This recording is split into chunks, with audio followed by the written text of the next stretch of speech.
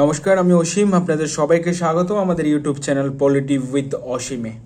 আজকের এই ভিডিওর মধ্যে মূলত একটি গুরুত্বপূর্ণ বিষয় নিয়ে আমি আপনাদের সাথে আলোচনা করতে এসেছি, বা আলোচনার বিষয় হলো আজকের এই মূল ভিডিওর, যে আজ থেকে আপনাদের কাছে অনলি 2 মান্থ সময় আছে আপনাদের কাছে এসটিপিজিটি জন্য, যারা এসটিপিজিটির জন্য প্রিপারেশন করছে, not only political science, like যেসব সাবজেক্টের ভ্যাকেন্সি বেরিয়েছে এবং those who are eligible to attempt the exam, specially তাদের জন্য অনলি 2 মান্থ সময় আছে। এই 2 মাসে আপনাদের রাইট অ্যাপ্রোচ আর আপনাদের রাইট প্রসেস আসলে কি হওয়া দরকার একটা অবজেক্টিভ টাইপ এক্সামে, ইট is very much important to discuss about that. Okay, so most important thing is that এই চ্যানেলটির মধ্যে মূলত আমরা পলিটিক্যাল সায়েন্স রিলেটেড ভিডিও করে থাকি, কিন্তু আজকের এই ভিডিওটা not only for the political science like aspirant or like only for the political science like students, it's not for them only, এটা যারাই এসটিপিজিটির প্রিপারেশন করছেন সবার জন্য। সো এই 2 মাসের মধ্যে আপনাদের রাইট অ্যাপ্রোচটা অ্যাকচুয়ালি কি হওয়া দরকার আমি যদি বলি, প্রথম যে অ্যাপ্রোচটা আপনাদের হওয়া দরকার, সো আপনাদের এই যে 60 ডে এর মধ্যে আপনাদের প্রথম আপনাদের যে জিনিসটা বুঝতে হবে যে আপনাদের অলরেডি কতটুক জিনিস কভার হয়েছে বা অলরেডি আরও কতটুক জিনিস আপনাদের বাকি রয়েছে। যদি আপনারা এই 2টা জিনিসকে যদি ফাইন্ড আউট করেন তাহলে আপনার জন্য অনেকটা ইজি হয়ে যাবে। The first important thing is that আপনারা যতটুক সিলেবাস কভার করেছেন ওই সিলেবাসের উপরে now is time to make the practice. এই যতটুক আপনারা কভার করেছেন এর উপর আপনি প্র্যাকটিস লাইক কোয়েশ্চেন প্র্যাকটিস করা শুরু করুন, বিকজ অবজেক্টিভ টাইপ এক্সামে আপনি কতটুক পড়েছেন এটা যতটুক ম্যাটার, এর থেকেও সবচেয়ে বেশি ম্যাটার হলো আপনি যেটুকু পড়েছেন এটাকে কত ভালোভাবে আপনি ইউটিলাইজ করছেন। আর ইউটিলাইজ আপনি কিভাবে বুঝবেন আর কিভাবে আপনি এই এক্সামটাতে ইউটিলাইজ করবেন সেটা আইডেন্টিফাই কিভাবে করবেন, সেটা আইডেন্টিফাই করার বেস্ট ওয়ে হলো এক্সামের আগে আপনার enough number of question solve করা। অবজেক্টিভ টাইপের এক্সামের আপনার পড়া বা যে মেমোরাইজেশন বা আপনার কনসেপচুয়াল ক্লিয়ারিটি যতটুকু দরকার, এর থেকেও আপনার সবচেয়ে যে জিনিসটা ইম্পর্টেন্ট দরকার সেটা হলো আপনার কোয়েশ্চেন প্র্যাকটিস করা, enough number of question practice করা। আমি বারবার বলছি, কারণ যখন আপনি কোনো একটা জিনিসকে পড়বেন it is just one kind of is a theoretical aspect, কিন্তু যখন আপনি এটাকে কোয়েশ্চেন সলভ করবেন that time it make ensure the conceptual clarity. Actually question solve করা এটা one kind of vital part of preparation. So এই কারণে আমি বলছি আর 2 মাসের মধ্যে আপনাকে যতটুক পড়বেন আপনি প্রথম আইডেন্টিফাই করতে হবে আপনার কতটুক সিলেবাস শেষ হয়েছে। কারোর ধরো 40% সিলেবাস শেষ হয়েছে, কারোর ধরো 50% শেষ হয়েছে, কারো 60% শেষ হয়ে গেছে। সো যে 40% সিলেবাস শেষ হয়েছে ওই সিলেবাসের উপরে কন্টিনিউয়াসলি আপনি অ্যাটলিস্ট ডেলি 20, 30, 40 কোয়েশ্চেন অ্যাটেম্প্ট করুন, এবং যে টপিকটা কভার হয়নি এই টপিকটাকে কন্টিনিউয়াসলি প্রথম আপনি কনসেপচুয়ালি ক্লিয়ারিটি বুঝুন, তারপর এটাকে রিভিশন দিন, তারপরে কোয়েশ্চেন সলভ করুন, এবং যে যে জায়গাতে আপনি দেখছেন যে ল্যাক হচ্ছে, যে যে জায়গাতে আপনি প্রবলেম ফেস করছেন সেই জায়গাগুলোকে পুনরায় আবার রিভিশন করুন।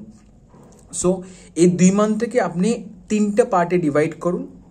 একটা পার্ট হলো যেই পার্টটা আমার কভার হয়ে গিয়েছে এই পার্টের উপর আমার কন্টিনিউয়াসলি কোয়েশ্চেন প্র্যাকটিস করার প্রসেসটাকে কন্টিনিউয়াসলি রাখতে হবে। ফার্স্ট ইম্পর্টেন্ট থিং দ্যাট যারাই প্রিপারেশন করছেন সবারই অ্যাটলিস্ট 20%, অ্যাটলিস্ট 30%, অ্যাটলিস্ট 40% তো কভার হয়েছে সিলেবাস। সো এইটার উপরে আপনি কন্টিনিউয়াসলি কোয়েশ্চেন প্র্যাকটিস করতে থাকুন। এবার যে পার্টটুকু কভার হয়নি, ধরেন আমি ধরে নিলাম 60% কভার হয়নি, সো এই 60% কভার জন্য আপনি কন্টিনিউয়াসলি আপনার পড়াটাকে কন্টিনিউয়াসলি রাখুন। এবার কি করবেন, প্রথম কনসেপচুয়াল জিনিসটা বুঝবেন, বুঝার পরে সেটাকে রিভিশন দেবেন। দ্যাট মিনস কি আপনি তো এমনটা যে আজকে পড়ার পর আজকে রিভিশন দেবেন, ধরো আজকে কোনো একটা জিনিস পড়েছেন, আগামীকাল মর্নিংয়ে অথবা আগামীকাল যে কোনো সময় আপনি সময় পাচ্ছেন একে রিভাইজ করুন, মানে নেক্সট ডে রিভাইজ করুন। যে টপিকটা আজকে পাচ্ছেন এটা নেক্সট ডে অ্যাটলিস্ট একবার হলো এটাকে দেখার ট্রাই করুন। ধরো আজকে আপনি ইন্ডিয়ান পলিটির কোনো পার্ট পড়েছেন বা ইন্টারন্যাশনাল রিলেশন পলিটিক্যাল সায়েন্সের কথা যদি বলি, নেক্সট দিন অ্যাটলিস্ট ওই যেটুকু আপনি পড়েছেন এইটুকুকে অ্যাটলিস্ট একবার হলো আপনি গো থ্রু করুন।